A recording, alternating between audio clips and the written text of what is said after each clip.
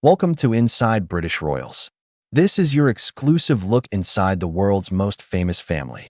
We are exploring the scandals, secrets, and power plays that define the modern monarchy. If you are new here, please do well to hit that subscribe button for more updates. In a move that sent shockwaves through the monarchy, reports are swirling that Princesses Beatrice and Eugenie have been publicly barred from the royal family's most prestigious event, Royal Ascot. This shocking decision, said to have come from the highest levels of the monarchy, appears to be the direct fallout from the explosive arrest of their father, Andrew Mountbatten Windsor, in connection with the Jeffrey Epstein scandal. If these reports are true, the princesses are now paying the ultimate social price, publicly sidelined as the House of Windsor scrambles to contain the crisis. This ban isn't just about a horse race. It's a symbolic exile, a powerful public statement that the taint of the Andrew scandal now extends to his children. So how did this happen? What does it mean for the future of the York princesses? And why might this be a turning point for the modern monarchy? This is more than just palace intrigue. It's the story of a family in crisis, a crown in peril, and two daughters caught in the crossfire of their father's catastrophic downfall. To really get the weight of this, you have to understand what Royal Ascot represents. It's not just a day at the races. For centuries, the iconic image of Ascot has been the daily carriage procession, where senior members of the royal family arrive to the cheers of the crowd. It's a highly visible marker of who's in and who's out. To be in that procession is to be affirmed as a valued member of the firm. To be excluded is a very public demotion. According to reports from multiple outlets, including the Mail on Sunday and GB News, Beatrice and Eugenie have been explicitly told they cannot join the family at this year's event in June. A source, identified as a friend of an Ascot employee, was quoted as saying, "The girls have been told they can't be there this year." And this isn't just about missing the party. The reports specify they've been barred from the royal carriage procession and won't be joining the family in the royal box. This feels like a deliberate, calculated act of separation, designed to create visible distance between the core monarchy and the disgraced House of York. This is a devastating blow for two princesses who have been staples of the royal calendar their entire lives. Beatrice and Eugenie have always been a core part of the Ascot lineup, their elaborate hats a familiar and welcome sight. Now, they find themselves on the outside looking in. The decision has reportedly hit Princess Beatrice particularly hard. Sources claim she has taken it the hardest and was completely blindsided by the news. This speaks to just how sudden this reported ostracization is.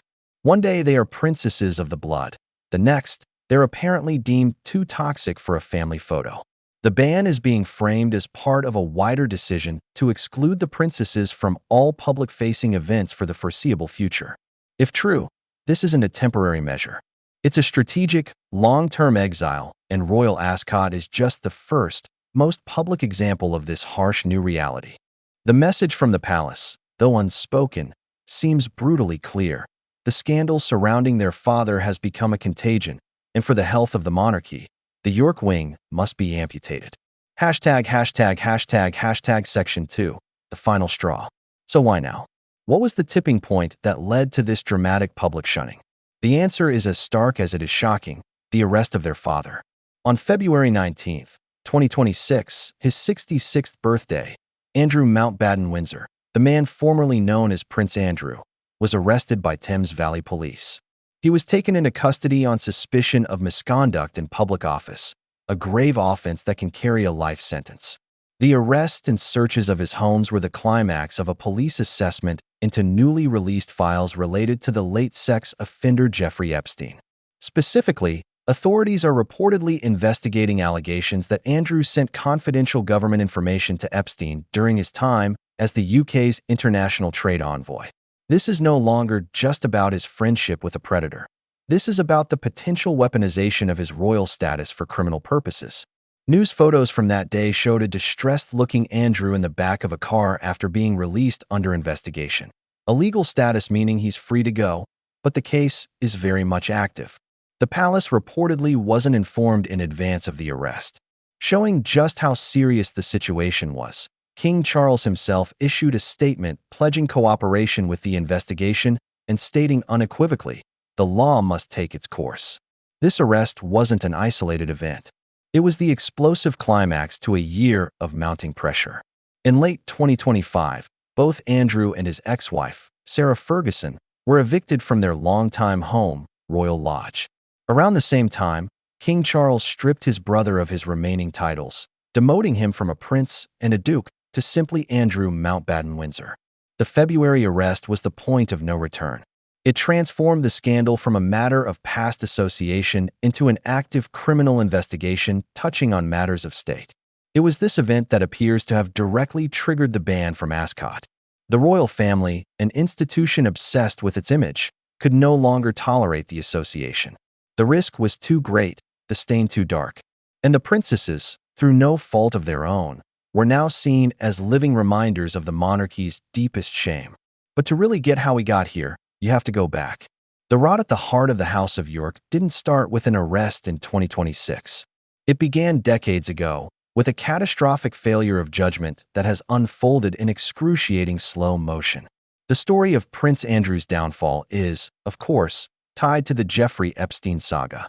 His disastrous 2019 interview on BBC Newsnight was what truly set him on an irreversible path to ruin. Instead of clearing his name, he damned himself, failing to show any real empathy for Epstein's victims and offering a series of bizarre alibis. The public backlash was immediate and overwhelming. He was forced to step back from public duties, and hundreds of his patronages dropped him. The real blow came in 2022 when he reached an out-of-court settlement in a civil lawsuit from Virginia Giuffre. While he admitted no wrongdoing, the multi-million-dollar settlement was widely seen as a tacit admission of guilt. His mother, the late Queen Elizabeth II, stripped him of his military affiliations and his Royal Highness title. King Charles continued the process of erasure. But the problem was, Andrew wouldn't disappear. He kept appearing at family events, a ghost at the feast, a constant, uncomfortable reminder of the scandal the family so desperately wanted to bury. The ongoing release of Epstein-related court documents kept the story alive, with each revelation being another blow to the monarchy's reputation. The 2025 eviction from Royal Lodge and the final stripping of his ducal title were attempts to sever the connection for good. But the arrest in February 2026, on suspicion of misconduct in public office, changed the entire game.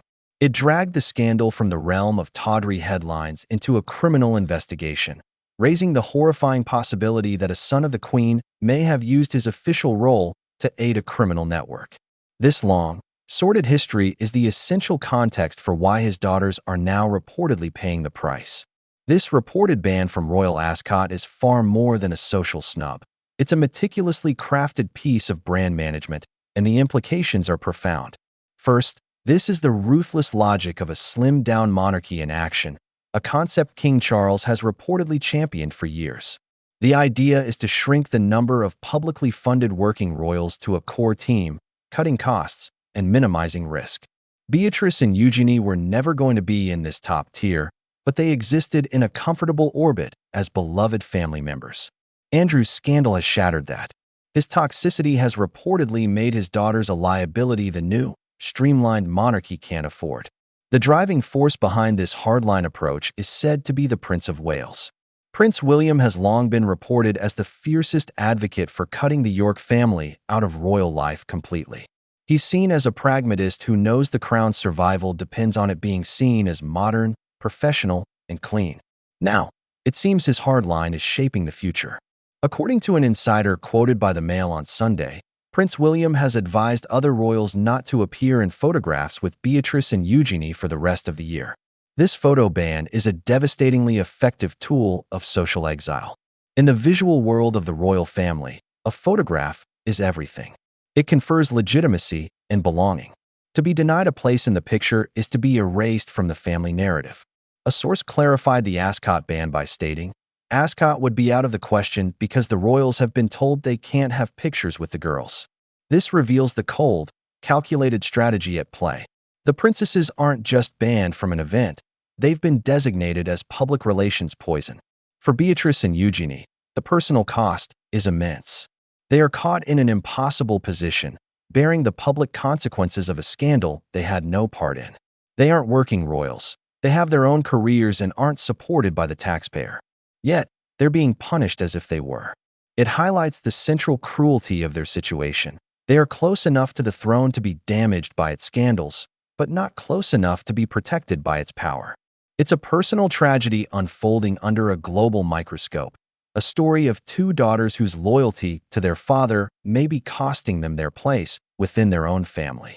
So, what does the future hold for Princess Beatrice and Princess Eugenie?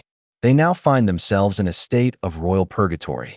The reported ban from Ascot and the alleged photo ban suggest a fundamental and possibly permanent shift in their status.